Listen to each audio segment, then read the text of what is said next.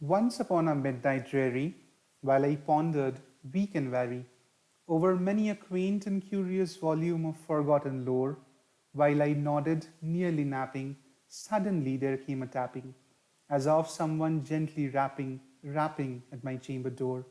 "'Tis some visitor," I muttered, "tapping at my chamber door. Only this, and nothing more." Ah, distinctly I remember it was in the bleak December, and each separate dying ember wrought its ghost upon the floor. Eagerly I wished the morrow, vainly I had sought to borrow from my books surcease of sorrow, sorrow for the lost Lenore, for the rare and radiant maiden whom the angels name Lenore, nameless here forevermore. And the silken, sad, uncertain rustling of each purple curtain thrilled me, filled me with fantastic terrors never felt before, so that now, to still the beating of my heart, I stood repeating, "'Tis some visitor entreating entrance at my chamber door, some late visitor entreating entrance at my chamber door. This it is, and nothing more." Presently my soul grew stronger, hesitating then no longer. "Sir," said I, "or madam, truly your forgiveness I implore. But the fact is I was napping, and so gently you came rapping, and so faintly you came tapping at my chamber door, that I scarce was sure I heard you. Here I opened wide the door. Darkness there, and nothing more. Deep into that darkness peering, long I stood there wondering, fearing, doubting, dreaming dreams no mortal ever dared to dream before. But the silence was unbroken, and the stillness gave no token, and the only word there spoken was the whispered word, "Lenore." This I whispered, and an echo murmured back the word, "Lenore." Merely this, and nothing more. Back into the chamber turning, all my soul within me burning, soon again I heard a tapping somewhat louder than before. "Surely," said I, "surely there is something at my window lattice. Let me see then what thereat is, and this mystery explore. Let my heart be still a moment, and this mystery explore. 'Tis the wind, and nothing more."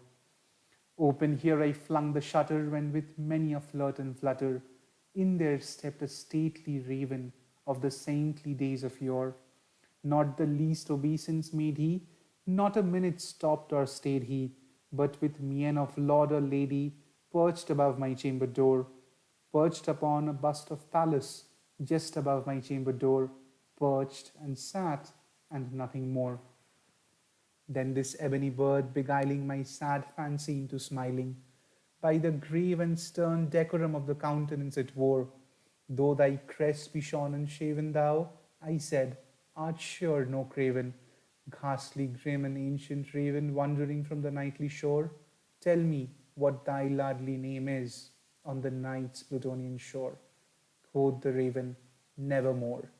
Much I marvelled this ungainly fowl to hear discourse so plainly, though its answer little meaning, little relevancy bore.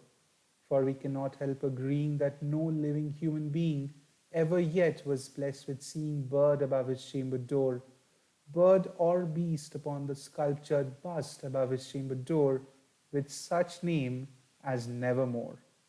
But the raven, sitting lonely on the placid bust, spoke only that one word, as if his soul in that one word he did outpour.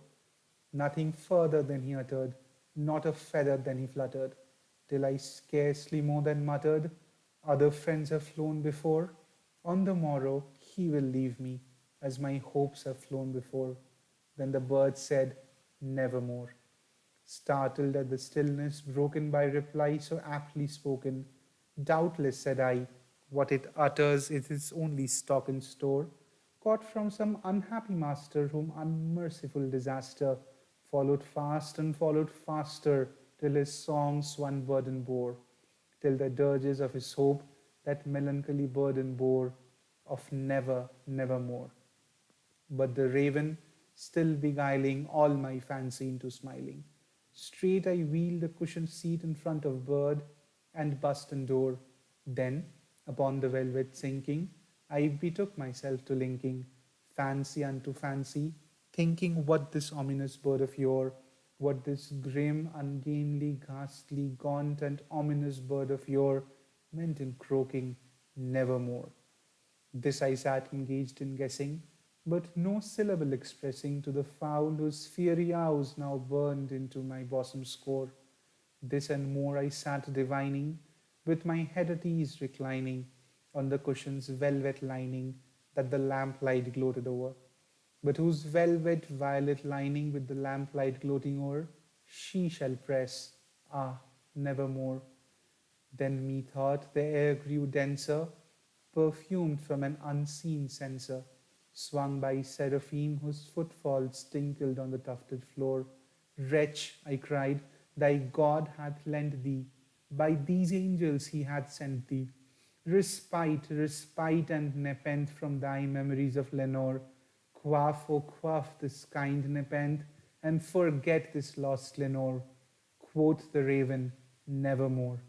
Prophet, said I, thing of evil, prophet still, if bird or devil, whether tempter sent or whether tempest tossed thee here ashore, desolate yet all undaunted, on this desert land enchanted, on this home by horror haunted, tell me truly, I implore, is there balm in Gilead? Tell me, I implore. Quoth the raven, nevermore. Prophet, said I, thing of evil, prophet still, if bird or devil, by that heaven had bent above us, by that God we both adore, tell this soul with sorrow laden, if within the distant Iden it shall clasp a sainted maiden, whom the angels name Lenore, clasp a rare and radiant maiden, whom the angels name Lenore. Quoth the raven, nevermore. Be that word our sound of parting, bird or fiend, I shrieked upstarting. Get thee back into the tempest and the night's Plutonian shore.